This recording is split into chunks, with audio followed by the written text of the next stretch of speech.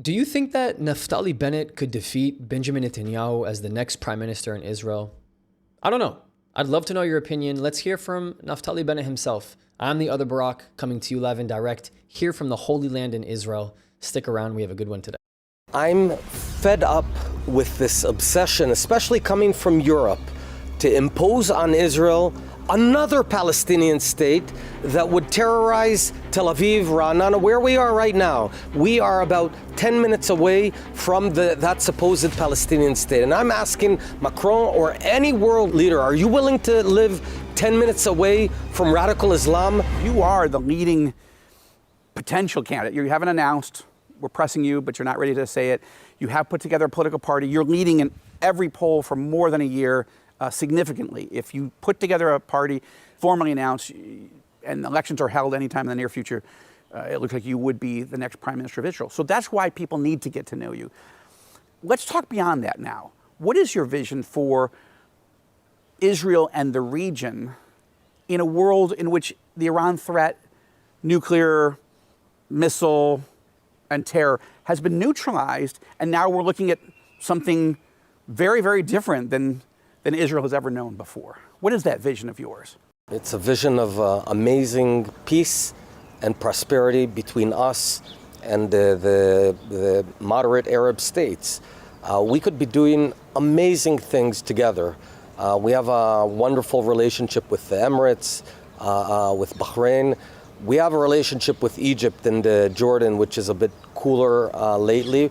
But I think that once Iran is taken out of the equation, we could cut a deal and have peace with the Saudis, and that would in turn cascade to most of the Muslim world, because Saudi Arabia is the centerpiece of Islam, and Mecca and Medina.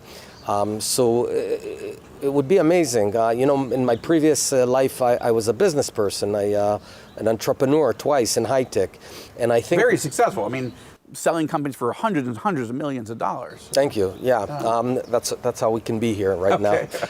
And what I would strive to do is synergy between us and our neighbors, bringing our high-tech knowledge, bringing their capabilities in execution and energy, etc. We could be really building a beautiful region here. I agree with that, and as you know, I'm one of the few Israelis who's ever actually met Crown Prince Mohammed bin Salman twice, once in Riyadh, once in Jeddah. And I think the only Israeli who's ever been photographed meeting with him. My perception from those trips is that, and this is pre-October 7th war, was that the Crown Prince and his leadership were moving pretty steadily toward making peace with Israel and wanting to have an integrated region. I'm wondering, and I'm curious what your take, if you think that the Crown Prince of Saudi Arabia could make a deal with Netanyahu, given that the entire region sees Netanyahu as so integrated with the October 7th war and all the fighting and killing in Gaza. I'm not saying Netanyahu is wrong to fight this war. I'm saying, is it more difficult for the Saudis now to make a deal with someone who has become a pariah in many ways, even among the moderate Arabs who liked working with him and were willing to make those deals, the UAE, the Bahrainis, the Moroccans, and others? But what's your sense of, I mean, are you better able to do that, or does it go to basically just core national interests, and either the Saudis are going to do it or they're not? Because they're making a lot of noise right now that they're not ready. In fact, it seems like they're further from being ready than before October 7th. There has been, unfortunately, some regression in the process, so we've seen them take a couple of steps back. I think together with America and the leadership of President Trump, I think we could get a normalization and hopefully a peace deal made. I'm not sure if it'll happen tomorrow, but I think new leadership in Israel would definitely be good news for Israel, for the region, for the world. Now, one of the things that the Saudis are saying, and this goes to my question to you about vision, the Saudis are seeming to harden, I'm not sure if that's the right word, but I will use it, seems to harden their position that a Palestinian state is an absolute essential. The Saudis and the French are holding a summit in New York at the UN with the Palestinian leadership, clearing the final pathway to announcing a Palestinian state. You were criticized pretty harshly in recent days by your political opponents who claimed that you were opening the doorway 6, 8 years to the possibility of a Palestinian state. What is your position on a Palestinian state? And how does that integrate with your vision of trying to make peace with the Saudis? Because I think you're against a Palestinian state. I'm fed up with this obsession, especially coming from Europe, to impose on Israel another Palestinian state that would terrorize Tel Aviv, Ra'anana, where we are right now. We are about 10 minutes away from that supposed Palestinian state. And I'm asking Macron or any world leader, are you willing to live 10 minutes away from radical Islam? Stop it. Cut it out. That's enough. You know, we gave a Palestinian state to the Palestinians in Gaza back in 2005. We pulled out of all of Gaza. We pulled out our soldiers, pulled out all the citizens by force, expelled all the Jews there. We handed the entire land, the 1949 borders, to the Palestinians, and they turned it into a terror state, and they came to murder us. We're not going to make that mistake again. How many times European leaders pressure us? We will not commit suicide, not under my leadership. This is a really important point that I think a lot of people miss sometimes.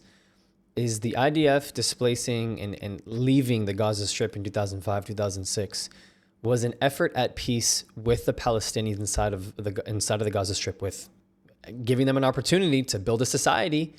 And that is exactly why, yes, you're going to have people in the comment section saying, yeah, but Bibi funded them and like let them build up this entire network of terror so that they would attack Israel and that they would, branch off away from the PLO and Fatah and all of that so that they would never have one.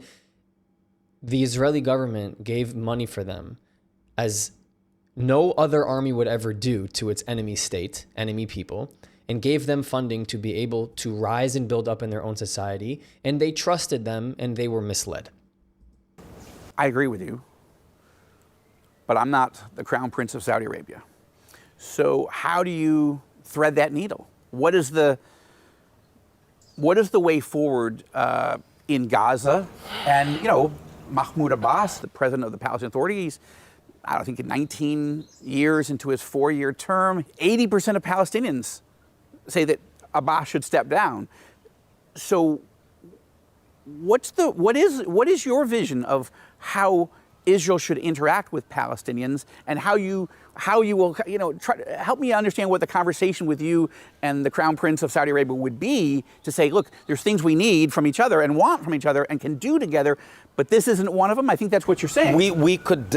I'm telling you that if we sit together, we could cut a deal of normalization, and we could figure out a path forward with the Palestinians. And it's a very simple formula. Maximum security for Israelis, maximum dignity and freedom for the Palestinians. We don't want to govern them. I don't want to govern them. We're not governing them. They have their own government, their own territory that they govern. They take their own taxes, their own sewage system, their own education system, which, by the way, they use it to incite against Jews. But maximum security, maximum dignity and freedom, and we could figure it out. That will not be a block towards peace with the Saudis. Israel and Iran have stopped their missile war, but a spiritual battle is still taking place. Today, Here's a little ad. We're going to go through this. Sorry about that. Let's get through it together, and we should be back any moment. 9065 to help share the gospel in Israel. Visit oneforisrael.org. Let's go back to the interview. There we Special go. Forces Unit, Sayeret Makal. You've got a son, your oldest son is currently serving in the military. My youngest son has just gotten drafted into the IDF. Oh, wow. Just about a month ago. What's his name? Noah. Noah. Yeah. So may Hashem take care of him and his friends, and Thank you. Good. Should be very proud. I am. And yours is Yonatan? Is that the one? Yoni, yeah. Yoni that's serving. So, amen. Look, evangelicals, evangelical Israelis, we answer the call to duty. Messianic Jews, we answer the call to duty. It doesn't matter which government is in power. There's a state, we're part of it, and we believe that we need to serve. And there are believers in Yeshua that have continued to fight. About 1,000 of them in the army over the course of the war, and some have died in the course of the war. But there's a huge tension right now, a huge political tension. So it could end up unraveling, in theory, the Netanyahu government. Let's set the politics of that part aside. But there are ultra-Orthodox leaders who are saying absolutely not. Almost, I hate to say this on Christian television, and I'll bleep it out if I have to, but hell no, we won't go. Like that's from the 60s. We're not going to Vietnam. These are Israeli citizen Jewish, ultra-Orthodox Jews who say we won't serve in the time of being attacked on 7 different fronts. You and I talked about this a year ago, and you were very forceful about you don't see anything in the Bible that says that a person who believes in the Bible, believes in God, loves God, shouldn't defend the country.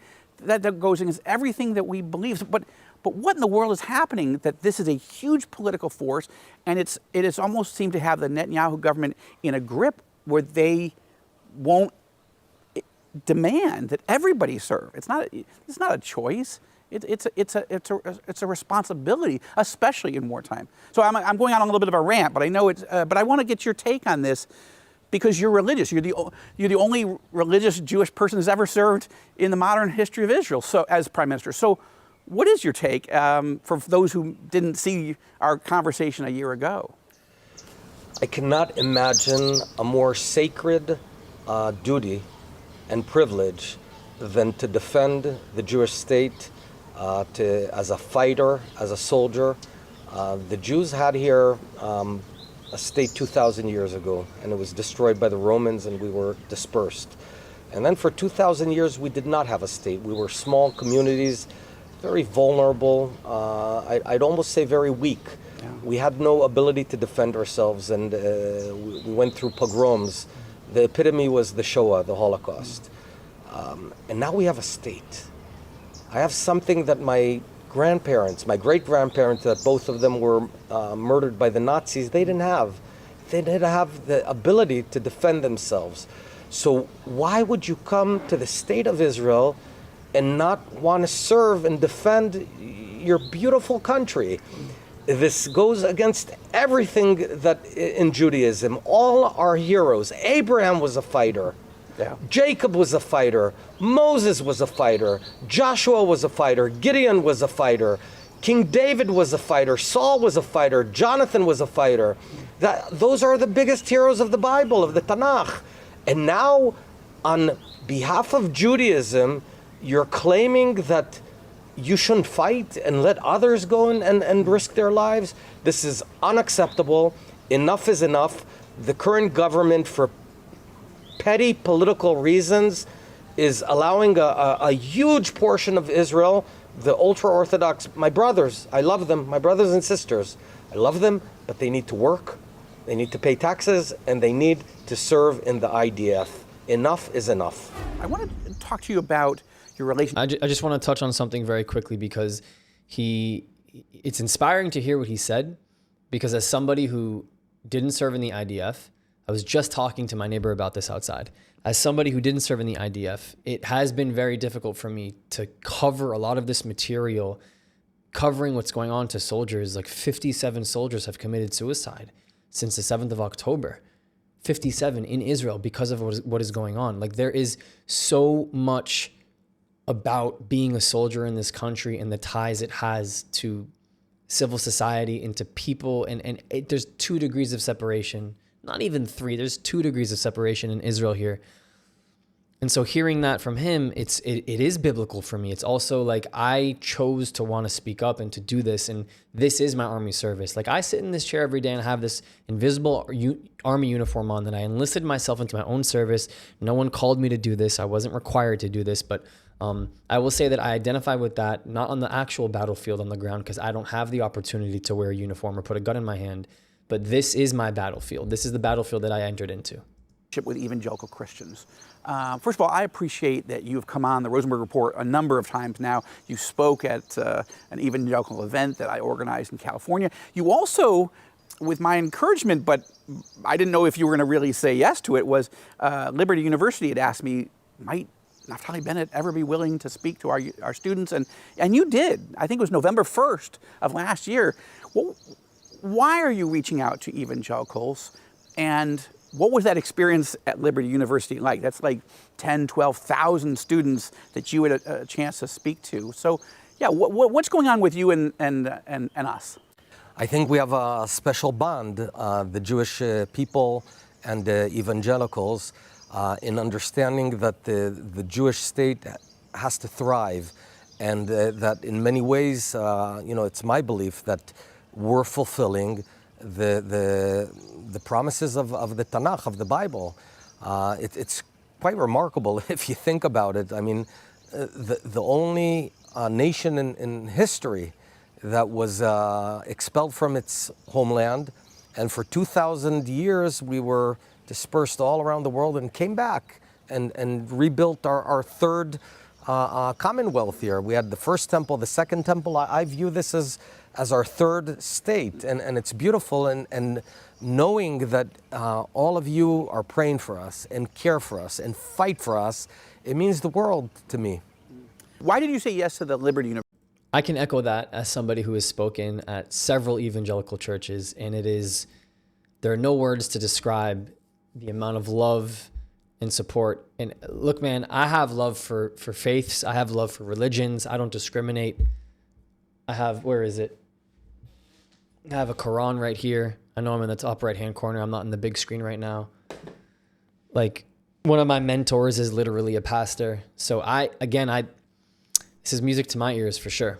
Engagement. Oh man, that was really interesting. What an experience that was. You had never been there before. This was your first never time. been to, I don't think any Israeli prime minister, current or former, has ever spoken there. Oh, I mean, the stadium was packed with I felt the love in the air, the love for the Jewish state, for the state of Israel, and I felt that we share common values of liberty, of fighting for good against evil, while we're thousands of kilometers away, I think it matters, and I want to thank the folks at Liberty University and all the evangelicals. They loved you. I heard many good things. I have a very good experience from them. Well, I'm so glad. As you share with evangelicals on this show, what do you need from us? How can we be more helpful than we have been? Well, first of all, you've been great. I would say a couple of things. First of all, anyone who can come and visit Israel, come be with us. Come strengthen us. Be here, visit here for a week or two. It's a beautiful country, pretty small. Some people sometimes imagine the Jordan River as some huge river, and then it's this tiny little stream that you can barely see, but it is the Jordan River. And secondly, speak up for us, because the barrage of lies that's being hurled towards the state of Israel, it's just, we need other people with us to hit the ball and hit it back. Yeah. Certainly with Rosenberg. And that is why, sorry, I'm a little bit delayed with the pausing. My keyboard's having an issue. That is why it's so important for all of you to be sharing it too. This is a domino effect, people. It doesn't just stop at other Barak. It doesn't just stop at Tal. It doesn't just stop at us. This is a partnership, baby. This is why we say, I need you. I need you too. Come on, we're in this together. Support. We're trying to do that with TBN. You are. All Israel News, our digital platform, and our organization, the Joshua Fund. Thank you. And I think that more evangelical leaders, as they start coming, and I just was on a month-long speaking tour. I spoke to a pastors' conference of 1,600 pastors in Philadelphia. They were from all over the East Coast of the United States. And more of them, as I share with them, yes, I think it's time to start thinking about, even in small groups, with missiles coming from Yemen, sometimes people think, I don't know if I want to bring 600 people. Okay, bring 50, bring one bus, and just come as leaders. Would you be interested in meeting some of those evangelical leaders? I know you can't meet every single person that comes to the country. Oh yeah, definitely. To engage with them. I think that it's such a deep alliance between the evangelical community, especially in the United States and the state of Israel, and you guys are strong. You have power. You have an ability to influence, how things develop. And so yes, we're very appreciative. I'm very appreciative of the warm support, by the way, of your own, Joel, and your network and everything that you're doing. Thank you. I appreciate it very much. And as you know, I have a relationship with Netanyahu, and I have a relationship with Yair Lapid and Benny Gantz, and we're trying to good people, all diverse. I'm not going to trash. I'm not a partisan. I'm trying to hear and learn. What I want to do. My view of media journalism is. I would liken it to American football. You grew up in America for a while. Right. I don't mind. So my team are the Pittsburgh Steelers. My wife's family is originally from Pittsburgh, so we love the Steelers. I don't mind if the guys in the booth trash the Steelers on any given play or game because they're doing a lousy job or whatever. Right. But I don't want to think that the guys in the booth hate the Steelers and want them to burn in hell. Right. And a lot of journalism these days is that. Trump, Netanyahu, you when you were the prime minister, whatever, Lapid when he was prime minister. There's a deep, deep enmity from journalists who are just supposed to be reporting the facts. That's why I'm trying to engage with you and the others. Let you guys make your case and let people, pray for you, first of all, but also make their own assessments. But I want to give you a fair shake. I don't want there to be the sense of... One more thing on this topic of the evangelicals is, I have been encouraging Prime Minister Netanyahu to appoint an ambassador, and as the first ever ambassador to the Christian community. Something that he said he's going to do, I think he means well. He certainly has engaged evangelicals far more than you or others. He's been doing it a long time. But we haven't seen that ambassador appointed. I have talked to my friend Guidon Sarr, a mutual friend of ours. He's supportive of it, but there's a lot on these guys' plates. But it just keeps going on. We don't see it. I don't want to be too critical, but on the other hand, I think Israel needs an ambassador. This is their mission. This is their portfolio. I think every ambassador has to have it as part of their portfolio, That's right. Especially in the United States, and Yechiel Leiter is a good man. Would you, if you became the prime minister again, would you commit to appointing an actual Israeli ambassador to I believe so. I think it's a great idea. What would be your reason to do it? I have my reasons, but... Well, it's such a distinct and strong and meaningful community that's been helping us so much and shares many of the same values that we share. Why would we not want to be talking all the time? All of you know that I don't really talk so much about politics on my channel. I try to stay away from talking about the best, the worst, the situation, the candidates, and right and left, for the coalition, against it. Do I talk about Bibi? Of course I do, because he's a really important person given the fact that he's the prime minister of Israel. I don't talk about my support or lack thereof of him or other people like Trump. That's not the point.